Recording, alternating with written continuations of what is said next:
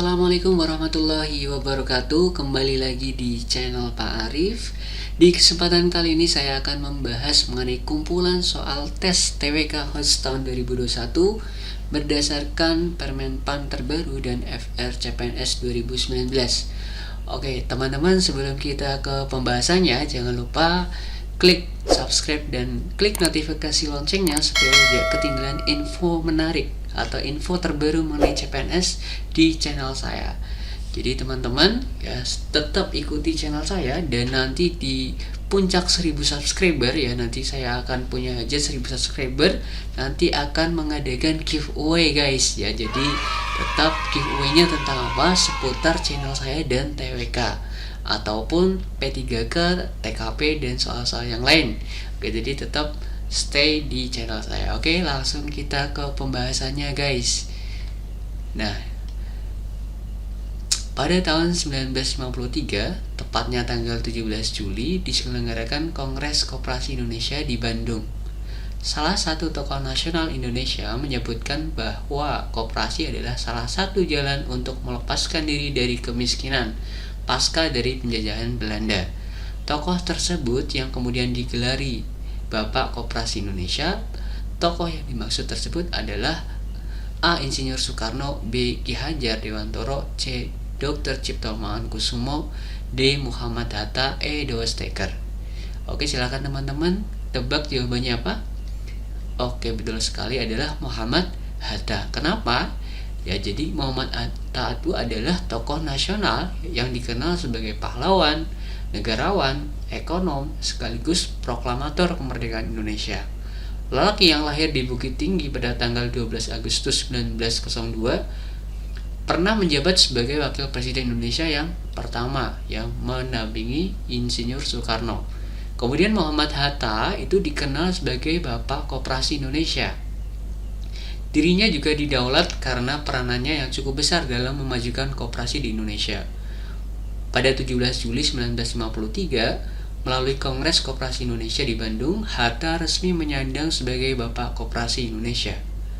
Kemudian sejak pertama kali datang ke Belanda, Hatta telah bergabung ke dalam perkumpulan mahasiswa Indonesia di Belanda yang bernama Indische Vereniging ya, atau yang bisa disebut dengan Perhimpunan Indonesia. Nah, jadi masukan buat teman-teman yang ingin mempersiapkan tes seleksi CPNS atau P3K ya, CPNS dalam hal ini TWK ya. Jadi teman-teman belajar lebih jauh mengenai tokoh-tokoh nasional, kemudian sumbangsih tokoh nasional yang ada di Indonesia itu apa saja yang terkenal. Oke, sepakat ya teman-teman. Jadi Muhammad Hatta. Kita lanjut ke nomor selanjutnya. Ya, di sini ada suatu kasus ya. Nomor 2. Yanti adalah seorang guru sekolah dasar dan juga seorang ibu rumah tangga dengan 3 orang anak yang masih kecil. Setiap harinya Bu Yanti harus melakukan absensi dengan fingerprint pukul 7 sampai setengah 8. Karena kondisi sebagai ibu rumah tangga dan 3 orang anak membuat Bu Yanti setiap paginya ke sekolah lebih awal dengan pakaian rumah untuk absensi. Kemudian balik ke rumah mengurus rumah dan anak, serta kembali ke sekolah pukul 8:30. Sikap Bu Yanti bertentangan dengan sikap A. Patriotisme, B. Cinta tanah air, C. Bela negara, D. Integritas, E. Nasionalisme. Kira-kira jawabannya apa nih teman-teman? Soalnya hampir mirip seperti TKP ya, TWK rasa TKP. Oke, jadi jawabannya adalah yang integritas. Kenapa sih ya? Nah, kita bahas. Jadi di dalam nilai integritas itu adalah sikap yang menunjukkan kesatuan yang utuh sehingga memiliki potensi dan kemampuan yang memancarkan kewibawaan atau kejujuran. Esensinya adalah keywordnya adalah kejujuran. Di sini Bu Yanti kurang jujur ya. Kenapa? Pada saat masuknya itu harusnya jam 7 sampai setengah 8, tapi dia absen pagi dulu awal ya, pakai pakaian rumah ya untuk absensi, kemudian kembali lagi ke sekolah jam setengah 9. Itu adalah hal yang tidak harus dilakukan oleh seorang ASN atau aparatur sipil negara yang integritasnya itu tidak bagus begitu. Jadi sepakat ya teman-teman, jawabannya adalah integritas. Oke, kita lanjut ke nomor selanjutnya nih. Dedi pagi ini sedang menonton berita. dan melihat sebuah berita tentang kejadian bom di Makassar. Ledakan yang terjadi di Makassar merupakan aksi bom bunuh diri di depan halaman gereja katedral. Kejadian bom bunuh diri pada kasus pengeboman gereja katedral di Makassar itu melanggar sila Pancasila 1, 2, 3, 4, 5. Kira-kira yang mana nih teman-teman? Kalau ada soal seperti ini, sudah? Nah, di sini ada kata kuncinya adalah aksi bom bunuh diri nih, ya. Kemudian ada isu terkait agama nih di gereja katedral di Makassar. Jadi kalau kayak gini bisa disimpulkan jawabannya adalah yang sila pertama, ya. Kenapa ya pelanggar sila pertama? Ya, itu adalah ketuhanan yang Maha Esa. Sebab terdapat isu agama dan berkaitan dengan kebebasan beragama. Ya, tertuang juga dalam butir keempat sila pertama. Ya, di situ ada membina kerukunan hidup di antara sesama umat beragama dan kepercayaan terhadap Tuhan yang Maha Esa. Nah, jadi tergantung konteks soalnya mau arah kemana. Di sini ada isu agama. Kalau isunya tentang kemanusiaan, itu berarti bisa jawaban yang sila kedua. Kemudian isu tentang persatuan, kesatuan itu berarti jawabannya sila ketiga begitu. Dan selanjutnya teman-teman. Jadi sepakat ya jawabannya adalah yang A. Oke.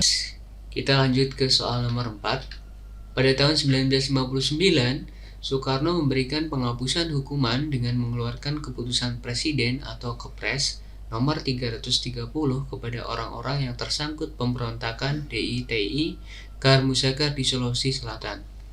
Penghapusan hukuman ini diberikan lantaran para pemberontak dinilai telah insaf dan mau kembali ke NKRI. Pemberian penghapusan oleh Presiden Soekarno saat itu disebut dengan A. Grasi, B. Amnesti, C. Abolisi, D. Rehabilitasi, dan E. Banding. Kira-kira jawabannya teman-teman yang mana? Nah, kita akan bahas grasi itu apa, amnesti itu apa, abolisi dan rehabilitasi itu apa. Oke, jadi jawabannya adalah yang amnesti. Kenapa jawabannya amnesti? Ya, kita bahas satu persatu nih. Jadi kalau grasi itu adalah perubahan, peringanan, pengurangan, atau penghapusan pelaksanaan pidana kepada terpidana yang diberikan oleh Presiden dengan pertimbangan MA. Kemudian yang contohnya, seseorang yang terkena hukuman mati diringankan hukumannya menjadi seumur hidup. Itu adalah grasi. Kemudian kalau rehabilitasi itu tindakan yang dilakukan oleh Presiden untuk memulihkan atau mengembalikan nama baik, kedudukan, harkat, serta martabatnya dengan pertimbangan MA atau Mahkamah Agung. Contohnya, pengembalian nama baik orang yang diduga bandar narkoba. Jadi ini masih diduga, belum menjadi tersangka. Oke, lanjut. Kalau amnesti itu adalah sebuah tindakan hukum yang dilakukan Presiden untuk mengembalikan status tak bersalah kepada orang banyak, ya, kepada orang banyak atau kelompok yang sudah dinyatakan bersalah secara hukum sebelumnya. Ini dengan pertimbangan DPR. Contohnya, pemberian amnesti terhadap kaum buruh yang membawa akibat luas terhadap kepentingan negara. Kalau abolisi itu adalah sebuah penghapusan proses hukum yang untuk perorangan yang sedang berjalan dan dilakukan oleh Presiden dengan pertimbangan dari DPR. Contohnya pemberian abolisi terhadap mantan Presiden Soeharto. Oke, jadi kalau amnesti dan abolisi itu pertimbangan dengan DPR, kalau grasi dan rehabilitasi itu pertimbangan dari MA atau Mahkamah Agung seperti yang tertuang pada pasal 14 Undang-Undang 1945. Ya, jadi Undang-Undang Dasar 1945 itu tertuang dalam pasal 14. Oke, terima kasih. Kemarin ada yang sempat mengoreksi ya, jadi saya sempat salah menulis ya. Jadi yang paling benar sesuai dengan Undang-Undang 45, grasi rehabilitasi itu sesuai dengan pertimbangan MA, kalau amnesti dan abolisi itu sesuai dengan pertimbangan daripada DPR. Nah, konteks soalnya di sini adalah kenapa jauhnya amnesti? Ya karena di sini Soekarno memberikan penghapusan hukuman ya kepada orang-orang yang tersangkut pemberontakan. Di sini berarti ada orang banyak. Ya, jadi kalau kata kuncinya untuk mengembalikan status atau penghapusan pidana kepada orang banyak itu disebut dengan amnesti. Oke, sepakat ya teman-teman ya. Oke, kita lanjut ke soal selanjutnya. Tiwi sangat menyukai berbelanja baik di mall ataupun online shop. Dengan adanya pengaruh globalisasi dan modernisasi, membuat sangat mudah untuk memperoleh produk-produk berkualitas baik dalam negeri maupun produk luar negeri. Tetapi saat berbelanja, Tiwi selalu mengutamakan produk dalam negeri, merupakan salah satu sikap A. Cinta tanah air, B. Bela negara, C. Nasionalisme, D. Integritas, E. Patriotisme. Oke, kira-kira jawabannya apa teman-teman? Oke, nasionalisme ya. Jadi jawabannya nasionalisme. Kenapa ya? Nasionalisme dan patriotisme itu adalah bentuk cinta tanah air. Ya, kalau nasionalisme itu kuncinya berupa kesetiaan. Ya, kalau patriotisme itu lebih ke sikap rela berkorban. Nah, ketika di breakdown lagi ya, bela negara juga itu masuk dalam implementasi dari sifat sikap patriotisme. Jadi di sini sesuai dengan konteks soalnya jawabannya adalah yang nasionalisme. Oke, sepakat ya teman-teman ya. Oke, saya kira itu saja ya, 5 soal terlebih dahulu. Jangan lupa share ke teman-teman supaya lebih banyak manfaatnya, dan kemudian jangan lupa stay di channel saya juga mengenai latihan CPNS, P3K, ya TWK, TIU maupun TKP, supaya teman-teman bisa lebih mempersiapkan seleksi CPNS dengan lebih baik. Dan nanti jangan lupa di ujung 1000 subscriber nanti ada giveaway teman-teman. Oke, tunggu saja. Penasaran? Oke.